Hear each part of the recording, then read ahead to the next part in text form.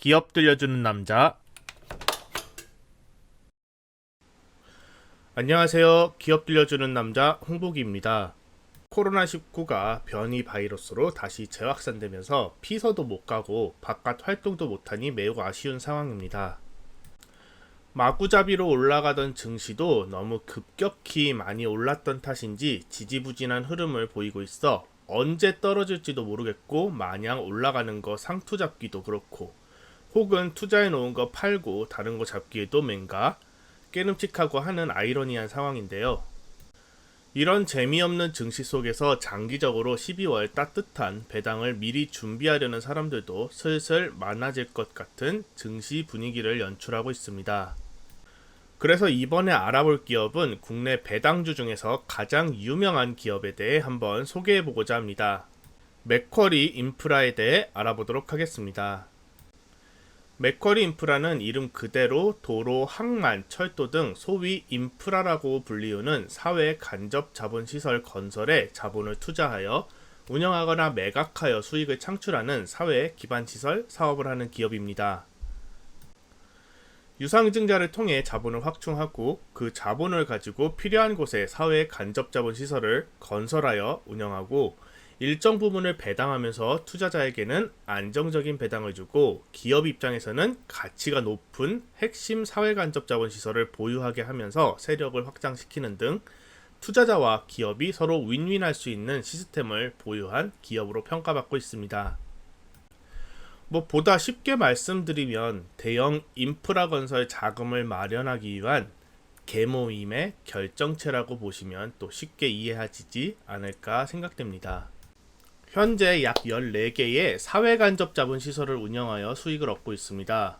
부산의 백양터널, 광주 순환도로, 신공항 하이웨이, 부산의 수정산 터널, 천안 논산 고속도로, 서울의 우면산 터널, 마산의 마창대교, 경수고속도로, 서울 춘천 고속도로, 인천대교, 부산 신항 제2 배우도로, 동북선 도시철도 등 서울, 수도권, 부산, 광주 등 대도시권에서 교통사정이 매우 복잡하고 열악한 곳에 집중적으로 투자하여 숨통이 트이게 해주는 대신 약간은 높은 수수료를 내게 하면서 맥쿼리 인프라는 수익을 얻고 있습니다. 그리고 배당 가능 이익의 90% 이상을 투자자들에게 배당하면서 투자자들이 이탈하지 않게 하면서 유상증자에 더 많은 자금을 넣도록 유도하면서 세력을 넓히고 있는 것입니다. 2020년 기준 평균 배당률은 약 6.8% 정도로 매우 높은 배당을 제공하고 있습니다. 단순 계산으로 1,000만원을 투자하면 세전 68만원의 배당을 제공하니 꽤나 괜찮은 수익을 안겨주는 배당 기업이지 않을까 생각합니다. 최근 비슷하게나마 부동산 리츠, 기업 투자 회사 격인 BDC 캐피탈 사업이 현재 맥쿼리 인프라와 비슷하게 따라가는 후발주자 기업으로 판단되고 이런 기업의 주식들이 점점 많아지고 있습니다. 건물을 사거나 기업을 성장시키기 위한 큰 사업 자금을 마련하기 위해 자금을 끌어모으고 사업을 대신 운영하여 투자자에게 수익을 분배하는 식의 기업을 설립하고 상장하여 투자자들에게 주식처럼 사고 팔 수 있도록 하여 주식 수익과 배당 둘 다 얻을 수 있는 장점이 있기 때문에 향후에도 비슷한 기업들이 많이 상장될 것으로 전망됩니다. 그 중에서도 리더격인 맥쿼리 인프라가 그동안의 한국의 다양한 인프라 투자 노하우를 바탕으로 점점 더 가치가 높은 사회 인프라 투자를 진행하면서 수익을 더 높일 수 있는 기회를 만들 수 있을 것이란 기대감이 커지고 있습니다. 따라서 장기적인 안목을 가진 투자자 혹은 연금과 노후자금을 위해 연말에 높은 배당을 받고 싶은 투자자들이 주로 투자하고 있습니다. 또한 보통 사회 간접자본 시설에 투자하고 운영하는 기간이 보통 17년 정도로 매우 긴 계약 기간을 가지게 됩니다. 유료도로의 경우 약 17년 동안 통행료의 일부가 맥쿼리 인프라의 매출로 잡히게 되는 것이죠.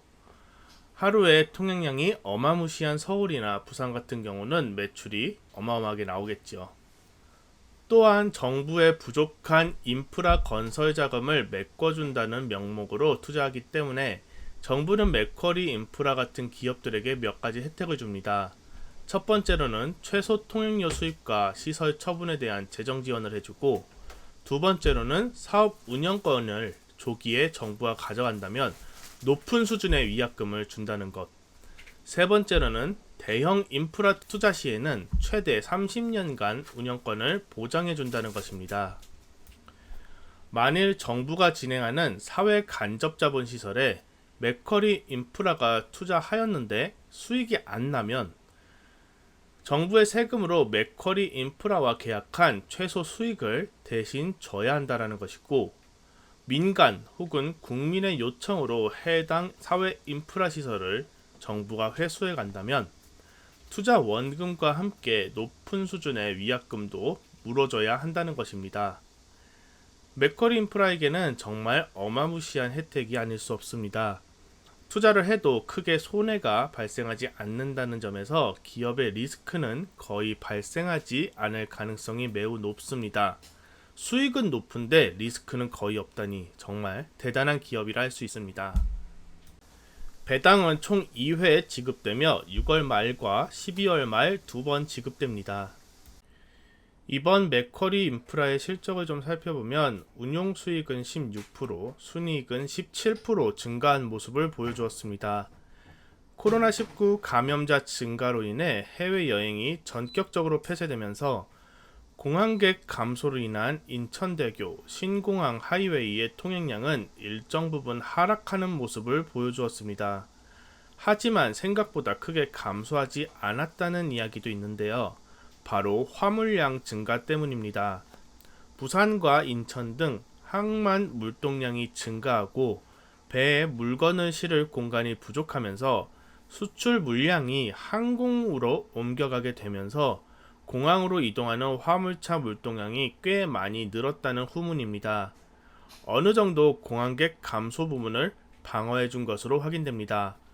더불어 부산항에 들어가기 위한 필수 유료도로인 백양터널, 수정산터널, 부산 신항 배후도로의 통행량이 폭발적으로 늘어나면서 영업수익이 증가했다고 합니다.